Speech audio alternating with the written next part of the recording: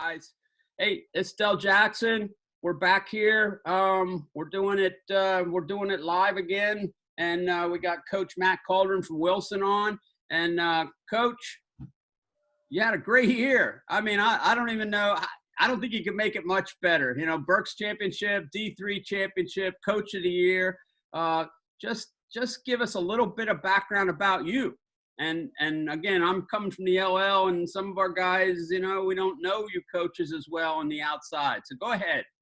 All right. Well, first of all, I just want to thank the both of you for having me on today. It's a great honor. I'm privileged to be here. And thank you. We did have a great year. I'm really proud of the kids. But just my background a little bit is I actually went to school at Wilson. I played high school basketball for a legend here, Reggie. And I really enjoyed my years playing for him. And I was fortunate enough to get a partial scholarship to play at Kutztown University. So I played 4 years at Kutztown University under Bill Whitney, and had a really good time playing basketball at Kutztown. The PSAC is a tremendous league. I don't think many people know how good of a player you have to be to play in the PSAC. It's great basketball. And ironically, I graduated in May from Kutztown, and maybe a week or two later, I got a knock at the door, and it was my high school coach, Coach Wise, and he was asking me to become his JV coach. And I was just, wow, I don't know if I'm ready for this, but I couldn't say no to him. So I jumped on board with him. Had a great 6 years being his assistant and JV coach. And then he steps down, and I'm now panicking. Oh God, I'm 26, 27 years old. There ain't no way I'm ready for this. And he talked me into it. I interviewed and got the job. And, I just finished my 19th season here at Wilson, and really can't imagine myself coaching anywhere else. It's a great community. I got great kids that I get to work with every year. The administration's really supportive. And again, I'm a Bulldog. I grew up, going to Wilson. So it's an honor, and I love doing what I do. That's cool. Hey, how did you find out about being Coach of the Year in the 6A level? I mean, how exciting is that? Who told you? How'd you find out? And what it's exciting. First of all, how I found out is Mike Drago is a good friend. He's been covering Berks County basketball for a long time. And just out of a courtesy, he called me to tell me that Stevie made it. And I was super excited, and as the conversation was getting to end, he was like, "Oh yeah, by the way, congratulations for Coach of the Year." But she knows I really don't like attention and so forth with that stuff.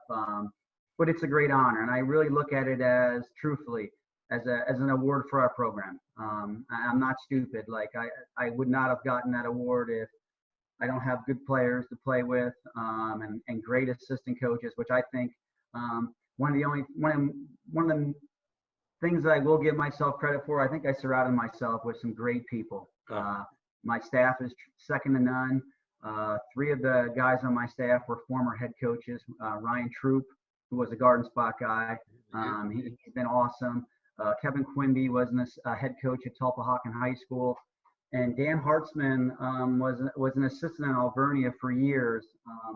And there was a short time period where Jack McCluskey was sick with cancer, and Dan took over as head coach at Alvernia for a little bit while he was taking care of his treatments. So I'm very fortunate to have the staff and the players that I have, at Wilson. I ran into your scouts when I was up at Cedar Crest. So, I know your guys get out and they're like, "Oh yeah, this, that." And I was like, "How come there's 3 of you here?" It's like, "Well, Coach wants to make sure that we got it all covered." I was like, "All right, that is wonderful." We do a good job with our homework. We do. Yeah, that's cool. I got one quick question. I'm going to turn it over to Bruce because it kind of hit me. And whatever the reason is, Wilson seems to have the formula for getting their quarterback into the basketball team. I mean, I think you guys do it every year, and I don't know if it's you and the football coach say, "Look, we got to work something out here, but we need these guys." And it's like, I've seen you guys play for 15 years, and I can almost tell you what you're going to look like next year. I can almost say without even knowing any of your players. I mean, it's awesome. So Yeah. How does that work? Seriously, I'm not pulling your leg or anything, but how do you guys, what's your communication with a football coach, and how does that work with a quarterback? Well, one, I do think, the first day I got a job at Wilson, it was understood, like, we're all together. We're going to share athletes. We're going to cheer on each other. And I think we've done a really good job with that. But I'm not stupid. I know the football team gets the great athletes. So, Doug Doms and I respect him tremendously. He was a teacher and a coach when I was in high school. But, we work well together. We talk to each other about kids that, actually one of my point guards that hasn't played football since middle school, he had talked to me, and we're now getting him back out for football next year. And so it's a good working relationship. And I think it's healthy for both of our programs. Good. Hey, I'm going to turn over to Bruce because I could talk coaching stuff with you all day long. So we got to talk a little bit about the team. Bruce has covered you guys on the Berks beat. I mean, we got to write up on the page on the district championship game, which I'll probably have some questions of. But I gotta show you my sweatshirt. Yeah. Oh yeah, exactly. Nice. I waited a long time for this stuff. Very nice. Very nice. Yeah, you're right. You win your first district championship in your 19th season. Obviously, has to be gratifying. And then, but I think, this whole situation of the 5A coach of the year from the same section as the 6A coach of the year. You teach at Muhlenberg. I mean, how incredible is that? What kind of a statement is it about Berks League basketball, and how much fun was it to lace it up against Berks competition all year long? First of all, I want to go a step farther with how great was it, because 2 years ago, Coach Perez at Reading won the 6A Coach of the Year. So that's 3 of us in one division. But it's been great. And I think, especially since Rick and I have gotten a job, we've talked about, let's try to better Berks County basketball. Like, I think in the past it was, you didn't want the other school in your league to do well and so on. And I think he and I realized that, the better I am, the better they are, and vice versa. And now that Coach Nesby's at Muhlenberg and has improved their program, I think it's going to help everything. So it was exciting this year. The fact that, all 3 of us were in the same division, we played each other twice. And I think it was really good for all of us, in the postseason. Well, I'll tell you what, and then there's a little bit of a change in the wind too, because hard to believe that Muhlenberg drops down and Berks Catholic comes up next year. I mean, what do you look forward with that, huh? I've been wanting them up for a while now. Yeah, it's exciting. I'll tell you what. It's funny though. Muhlenberg, I believe, is dropping in division, but they're now going to be 6A. Yeah, that's crazy. Yeah. Coach, how does that work in Berks County? LL goes by enrollment only, and they can only hop if somebody wants to go down, switch. How's that work in Berks? Well, this is the first year, not the first, we're changing this year. So we're going to go to 4 divisions, and they are going by enrollment with the exception of Berks Catholic. They wanted them up with the big boys, and I think they agreed to it, and they belong up with the bigger schools. And it just so happened that enrollment-wise at Muhlenberg was the first, one of the ones that needed to drop down. Now we'll still play them in a crossover game, but it won't, it was nice playing a team like them twice, but again, traditionally Berks Catholic is real good. So it's exciting to have them up in our division too. Well, you always played them every year too, and it was always a lot of fun seeing Wilson play at Berks Catholic. Let me tell you, I mean, that's obviously a little bandbox. It's going to be I don't know how for a Reading High Berks Catholic game at over there. I mean, people are going to be like in the aisleways.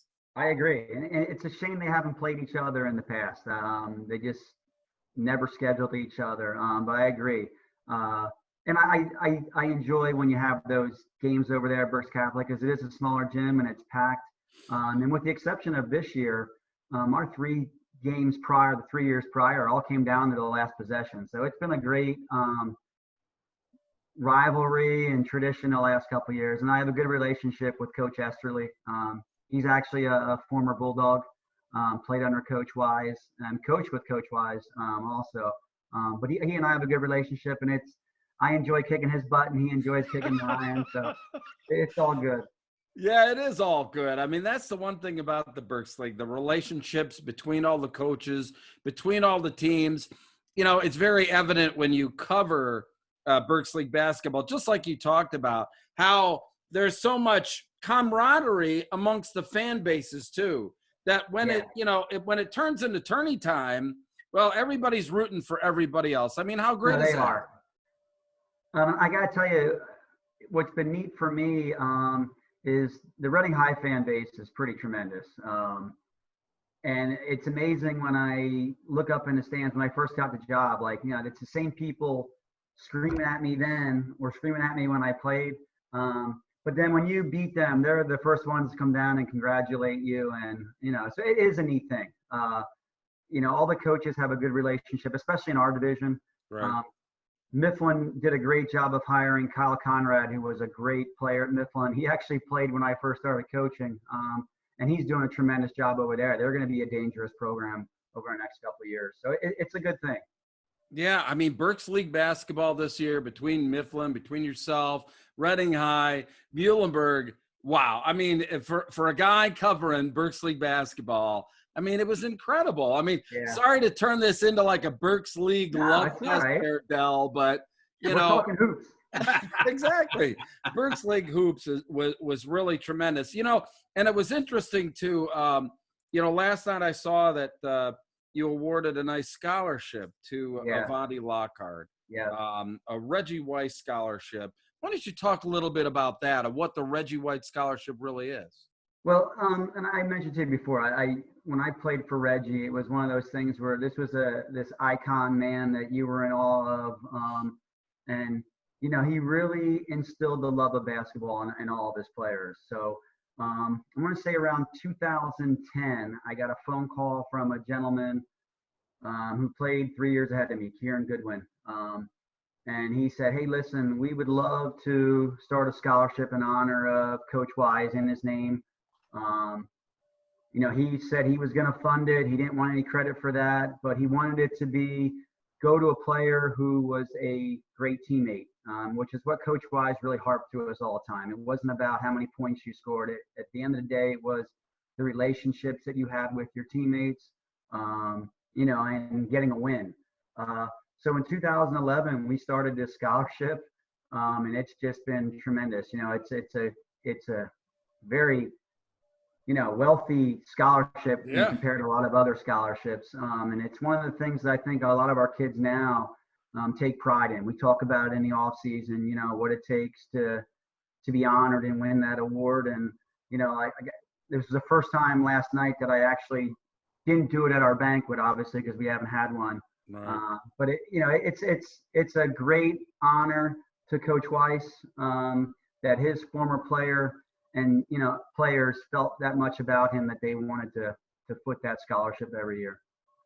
Well, that's pretty tremendous. And Avanti, I mean, just a great kid. I got to know him over the last year here, obviously from football, but I got to meet him last year on the basketball side, working with him in some AAU tournaments and that. So very good recipient there. But why don't you touch base a little bit with obviously some of your players? I mean, your team just all those guys just fit. They knew what their roles were, and you just had the right guys to fit those roles at what it looked like to me. I mean, talk a little bit about your team this year and the special players you had. It was a very special team. I've had a couple teams similar in what I'm going to talk about a little bit. This team loved each other. It's amazing what caring about each other and caring about the team more than yourself can do. I've had teams, truthfully, that probably had, with the exception of Stevie, had better basketball players, but this team just, every piece fit. We had Evan Timochenko, who truthfully was our only big guy and was finally healthy. I really thought last year we had a shot at winning the district, and he just struggled with injuries all year long, which made us in turn struggle a little bit. And even with him playing about 70% last year, we really had that Harrisburg district semifinal game in hand, and we blew it. So I was really disappointed. But it kind of, in hindsight, kick-started us for, what happened this year. Obviously, Avani, he's the guy the that – enforcer inside. yeah, and not just an enforcer. There's so many little things, unless you are a basketball connoisseur, you don't realize his value. Like, he will be probably the hardest thing for us to replace next year. If you were at that Cedar Crest game this year, what he did to and I can't pronounce his name, but the kid for them is a stud. Yeah. And he absolutely just call him O'Leary. That's it. O'Leary, yeah, right. I can't pronounce his last name either. I just, when we did the scouting report, I just kept saying the real good kid from Cedar Crest. Yeah. But he just did all those intangible things that I'd like to say we do drills at practice to work on that. He just had it. He just had that intangible to frustrate people and do all those little things. Obviously, Stevie Mitchell, which everybody knows about, is a special player. Not sure if I'll ever get to coach anybody like him ever again. He's been great to coach. It's been great to watch his development. And he's such a great kid. And I know people. He's so mild-mannered off the court. When he comes on the court, he turns into just a beast. He does. And I'm excited to see, because he's really focusing this spring and summer with the AAU being canceled and so forth. He's going to try to get a little stronger, which I think he needs to do for the next level. But I think once he gets stronger, he's going to be even harder to guard. And but he's a special kid, and he's a great leader. But I think not just he's a scorer, he's very unselfish at times too. Mm-hmm. But he obviously did the most scoring for us. But then we had guys like Kieran Bourian who just fit that role. Kieran was a super hard worker, always knew where everybody needed to be, made big time shots when he had to. And then our little floor general, Michael Huffman, he's like a water bug. A great passer too. I mean, tremendous passer of the basketball. Underrated passer, super quick. But he's that guy that if I was on their team, I wouldn't want him guarding me, because he is a water bug. He can drive you crazy and wear you out. So those five were a great starting five. And then the guys we brought off the bench were all very unselfish and happy with their roles, like Ryan Strobel. He knew his role. He played hard. We had Chris Vasquez, who was a transfer. Didn't get a chance to play in districts because of the new transfer rule. But again, just did all those things that we needed guys to come in and do, and accepted their role, and we're happy with it. Well, it all ended up being, one heck of a great year for you, this year. Just kind of, talking on a philosophical level now, it is, I just find it so challenging for coaches to be able to, balance everything that's going on between, families and kids and administration. But for you, what do you think are some of the tough things that coaches in general in high school have to face, forgetting about everything to do with the coronavirus? Right. What do you think are some of the challenging things that coaches have to face moving forward? I really think one of the hardest things that I had to learn as a coach really was these kids got a lot of things going on, and getting a 15, 16, 17-year-old kid ready to play every game, is a chore in itself. You have these kids coming from all kind of different backgrounds from home. You have families that are broken up, families who, may have a parent who had passed away, I've had players who live with grandparents. So it's hard. It's really, it's something that I've had to adjust to. It's something I really had to look in the mirror and say, hey, what am I doing? Like, I got to really start to know these kids. I'm more than just their coach. I need to prepare them for life. So I think the main thing is really getting to know your kids, talking to them. And I really think over the last half of my career, my staff and I have done a good job of communicating with the kids and having them letting them communicate with us. And that goes into the games too. People think I'm crazy. We have timeouts in games, and I'll ask the kids, what do you want to do? You're out there. What are you seeing? So, you know, I have to trust them just like they have to trust me. So I think that bond that you build with your players today is so important. And you just have to trust each other. Hey, Coach, I got a coaching question here. Okay. You're talking about Stevie Mitchell. Now, Yep. you know, most people don't have the opportunity to coach that level of player and to go through the recruiting process. So how are you guys dealing as a staff with this? Or is it pretty much in the players' hands? Or how's that working with the recruiting of a high D1 player in high school? First of all, it's been a really awesome experience. I have to tell you, I've thoroughly enjoyed it. But since this whole Stevie blew up last spring, it's one of those things. Like, and I don't know if some coaches can do it. You gotta take your ego and put it away and put it aside. I really developed a good relationship with his AAU coach, Brandon Williams, which I don't think happens a lot between AAU coaches and high school coaches. And I knew Brandon's a good guy, but I knew like I need to do this because it's best for Stevie. So we both did a good job of communicating with the college coaches, you know, and asking Stevie what his, you know, what are you thinking? Truthfully, it was great for me. It kept me on my toes.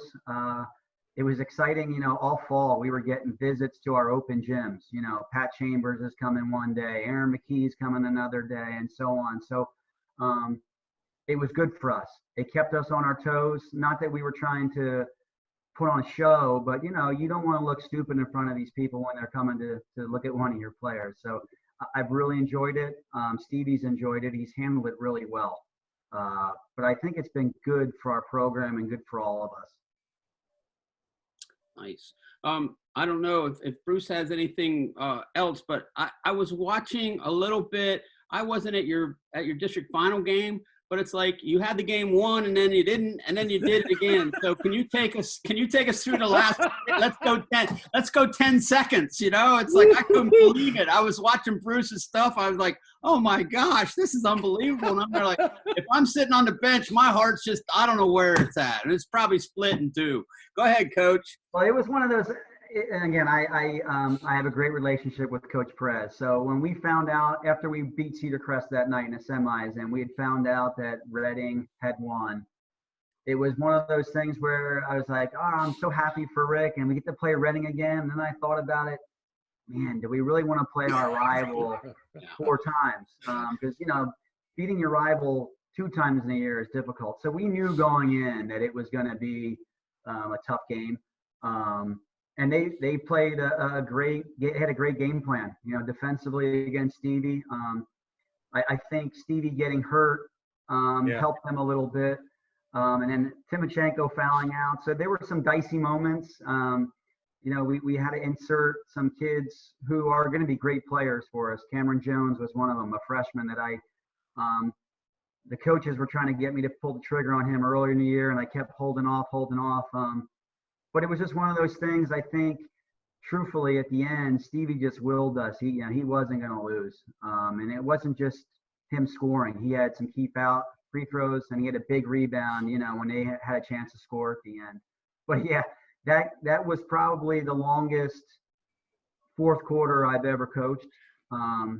And who knows, if that game lasts 5 more seconds, maybe Reading wins, you know. So, but the fact that we did win it, our first one against our rival, kind of made it a little sweeter. So yeah, I'll take it. We had some connection with Coach Perez the last couple of years. My buddy Andy Herb had connections with him, and we've talked to him quite a lot. And I know when people read stuff on the Twitter, sometimes they look at it and say, well, is this just garbage? But I mean, he's the real deal when he comes out to congratulate you. And, you know, we follow all the stuff that's going on within the coaching ranks. And sometimes people look at it like, I don't think that's real, but it's very real for you guys. Yeah, from my stance, very real. 100% real. He and I, people don't know this. His mom got remarried when he was a junior in high school. And the gentleman that she married lived over in Wilson. So he actually was a Wilson student his senior year as I was coaching with Coach Wise. So he was with us for a year. He actually was with me for 2 years as an assistant before he went back to Reading. We have a great relationship. I've taught his children at Muhlenberg. I'm going to be teaching his daughter next year. I already put the request in. So, people can say what they want. It's the same thing I said to you about Snip. Like, I want to kick his butt all the time. He wants to kick mine. But at the end of the day, we both are in this for the same thing, and that's the kids. We love the game, but we love the kids more. And I got to be honest with you, there are still people today, which blows my mind, that think there should be someone else to coach at Reading. The guy brought a state championship to him, but more importantly, his players run through a wall for him. Mm-hmm. And I don't know, as a parent, would you want your kid playing for anybody else? That your kid loves that man so much. Why would you want somebody else there? So I think they're lucky to have him. He's great for that program and great for those kids. Yeah, no doubt. Well, hey, go ahead, Bruce. Just just as a last note here, the toughest part of me covering sports is the fact that you develop so many friendships, with Rick and Ty and yourself and what have you. And, you guys play one another, and the toughest part is you're going to see somebody lose. You develop relationships with, like you said, your coaching staff have been great to me. All the fans, all the parents, somebody's going to lose, there's a winner and a loser. Right. And for me, that's the toughest part, is that when they're, you have all these friends out there, and unfortunately somebody's got to lose every night, but the friendships are what are so great about, what you talked about, the friendships in coaching and the friendships that we're afforded to be able to get to know you gentlemen and your staffs and the kids and the families. It's very special for me. So thank you very much. I appreciate that. And real quick, I know we did talk about the Reggie White scholarship. So we did our interviews the other night via Zoom with 5 or 6 former players who did the interview with my kids. And it was really nice for me to hear. That was what they take away most from this season. And they, obviously they love winning a district championship, but the friendships that they have for life. And that's what it's all about. Exactly really right. Exactly right. Well, we got a couple more minutes. I want to throw another coaching question at Coach here. I always wanted to know, like, do coaches look year to year, or do you have like a 3-year look down window? You were talking about a freshman earlier, and obviously your coaches are saying, you know what, we got to kind of get him in here. We got to get ready for next year a little bit. How do you balance that? It's a tough balance, I'll be honest with you. I'm just going to take this season, for instance, and I'll be the first one to tell him and anybody, they were on me, and Cameron Jones is going to be a great guard for us, but they were on me in December. You got to put this kid in there. But, there's kids who put their dues in. There are juniors and seniors who worked hard, and, sometimes seniors have more to lose than a freshman or a sophomore when it comes down to that tough situation. This is their last go around, and you tread lightly. Obviously, you have to be fair. If that freshman deserves to be playing over somebody, but if there's any question, I'd rather go with an older guy.